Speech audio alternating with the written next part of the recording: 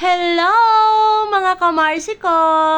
Nandito kami ngayon sa Baklaran at kami ngayon ay magka-canvas ng susuotin ng aking anak para sa United Nation.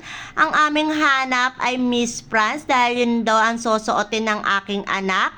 So eto, may nakita kami dito na pang Miss France, yung yellow na yan.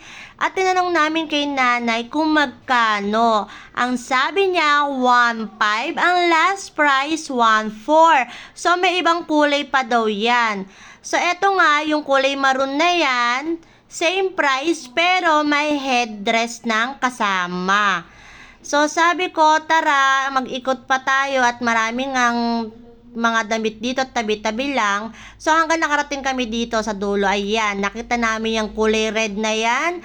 1, 2, walang kasamang headdress. So, tinawagan ko yung tita ko kung may napili siya sa mga pinasa kong picture. Ang sabi niya, wala daw.